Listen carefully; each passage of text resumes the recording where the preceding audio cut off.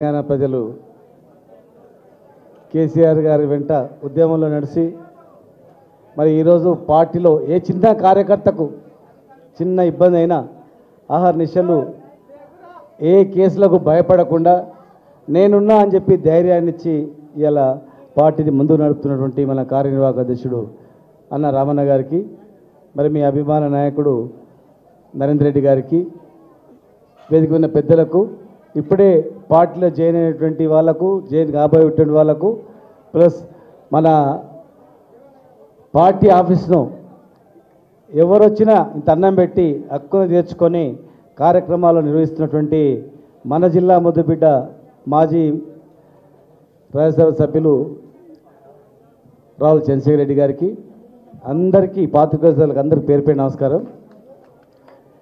మీకు ఎక్కువసేపు నేను మాట్లాడితే కూడా లాభం లేదు, అన్న మాట్లాడతాడు. ఒక్కటే మీకు తెలియజేస్తా ఉన్నా, ముఖ్యంగా అందరికన్నా ఈ రాష్ట్రంలో ఎవరికి తెలియనివి ప్రభుత్వం గురించి కానీ ముఖ్యమంత్రి గురించి కానీ వాళ్ళ గురించి కానీ ఎవరికి తెలియనిది మీకు మొత్తం తెలుసు, జాతకం మొత్తం తెలుసు. అది ఏం మాట్లాడతారు, వాళ్ళు ఏం చేస్తారు, వాళ్ళు ఎటువంటి వాళ్ళు, ఏమవుతుంది, ప్రభుత్వం ఏం నడుస్తుంది, ఏమో అబద్ధాలు మాట్లాడుతారు, అబద్ధాల మీద ఏంటనేది మీకు చెప్పాల్సిన పని లేదు, మీరే మాకు చెప్పాలి, అంతేనా? ఇలా మోసపోయింది ఎవరికి? బుడ్డోడు కానుంచి అందరూ మోసపోయింది. వాని కానుంచి సత్యం ముసలిల నుంచి పుట్టిన పిల్లల వరకు మోసమే. పుట్టగానే జనరల్గా వెనకడికి పుట్టగానే పాత సీరలు పాత పంచెలు దాచిపెడుతుంది పైన.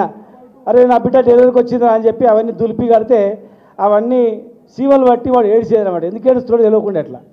అలాంటిది కనిపెట్టి అరే ఎవ్వరు కూడా కోటీశ్వర్లు ఏ నూనె రూసుకుంటారో అది మా పిల్లలకు రూయాలరా, ఆ బట్టలు కట్టాలరా అని కేసీఆర్ కిట్ నుంచి మొదలుకుంటే ఆ ఎవరు తిండే తిండి కానుంచి వాడు స్కూల్ కానుంచి కడుపులో పుట్టే పిల్ల కానుంచి ఏమేం కావాలో అన్నీ ఒక తండ్రిలాగా ఒక మేనమావలాగా చేసి పెడితే మన కొడంగల్ అంటే ఎవడు అడుగుతున్నా కోన్ పూస్తే అంటుంది. కొడంగల్ని కొల్లాపూర్ని కోన్ పూస్తాయని చెప్తున్నాయి ఎవడు కూడా.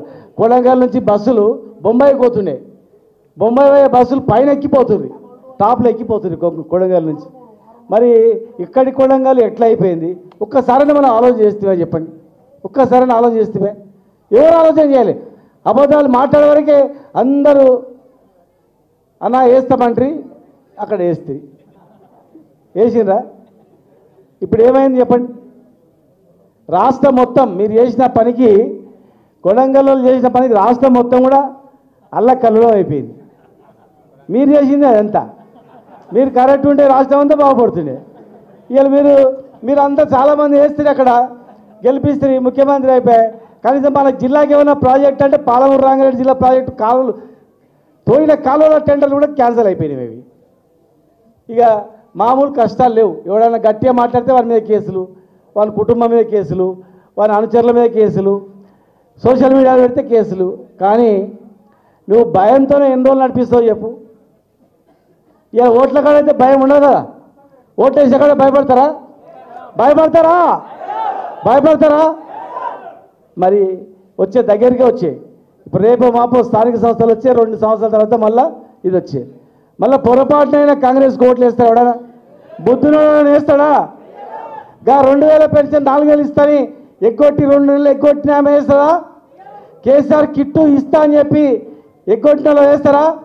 రైతు బంధు ఎగ్గొట్టినట్టు రైతు వేస్తాడా? ఉద్యోగాలు యువత వేస్తాడా? చెప్పి ఎవరు వేస్తారు చెప్పి? ఈ రాష్ట్రంలో ఎవరైనా వేసిన ఉన్నారా? ఎవరు వేయరు. కానీ అయినా మోసం చేస్తూ ఉన్నారు. ఇక మీరు మోసాల గురించి మీరే చెప్పిండ్రు. రైతులు ఎట్లా మోసం చేసిండు, మిగతా వాళ్ళు ఎట్లా మోసం చేసిండ్రు చాలామంది చెప్పిండ్రు. ఇవాళ కొత్త మోసం ఇవ్వాలి ఏంటంటే నిన్న ఇవాళ బీసీ రిజర్వేషన్ ఇస్తాను జియో తెచ్చిండు. మీరు గుర్తుపెట్టుకోండి, ఈ దేశంలో ఎక్కడ కూడా ఒక జియో ద్వారా రిజర్వేషన్ ఇచ్చింది ఎక్కడ చరిత్ర లేదు. ఈ భారతదేశంలో జియో ఇచ్చిండ్రు, మనం కూడా ఇచ్చినాం. కానీ వీళ్ళే గాంధీ భవన్ నుంచి కోర్టుల కేసెస్ కొట్టేసి చెప్పించింది. సుప్రీంకోర్టుకు పోయినాం కానీ ఒప్పుకోలేదు. మళ్ళీ అదే జియో ఇవ్వాలి ఇస్తారు వాళ్ళు. మొన్ననేమో రాజ్యాంగ సవరణ చేయాలి, చట్ట సవరణ చేయాలని చెప్పి పంపినరు, ధర్నా చేసిండ్రు, కానీ ప్రధానమంత్రిని కలవలే, ఇటు వచ్చిర్రు. మనం అందరం అనే వరకే మళ్ళీ ఆడ పోయిండ్రు, కలవడానికి పోయి అడిగేలే టైం వేరే వాళ్ళు. ప్రతిదీ మోసమే. ఇవాళ ఈ జియో కూడా పచ్చి మోసమే. మహారాష్ట్రలో ఎలక్షన్ వచ్చిన తర్వాత కోట్ల కేసేసిర్రు, ఆగిపోయింది. ఇంకో రాష్ట్రంలో గెలిచిన తర్వాత కోట్ల కేసేసిర్రు, గెలిచినటువంటి దాన్ని కూడా ఆపేసిర్రు.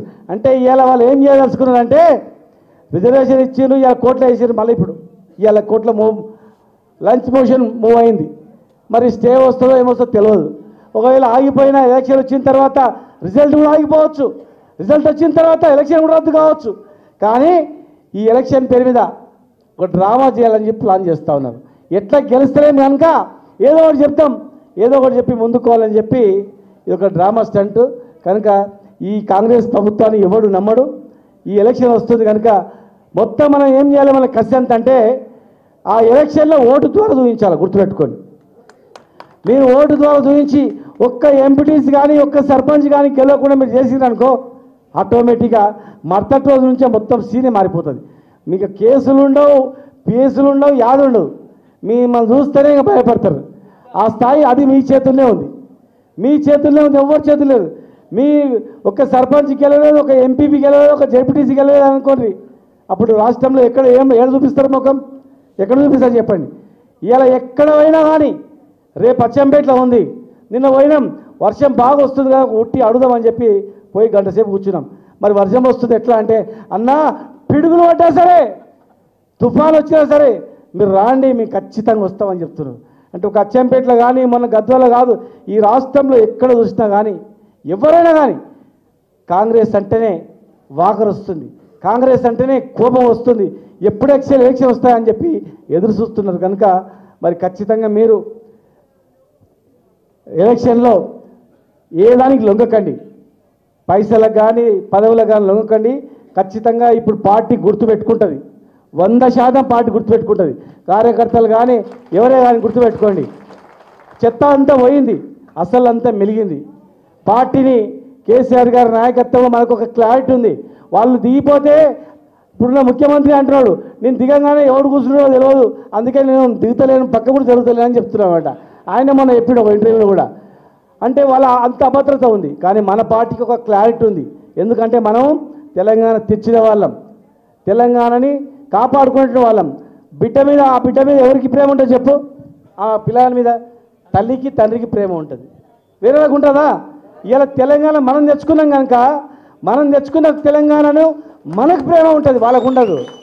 పిల్లలే వద్దన్నోనికి ప్రేమ ఉంటుందా? పెళ్ళే వద్దన్నోనికి ఏముంటుందా ప్రేమ ఉంటుందా చెప్పు? ఇలా తెలంగాణనే వద్దన్నలకు తెలంగాణ ఎందుకు ప్రేమ ఉంటుంది చెప్పాలకు? ఏమనుకుండదు.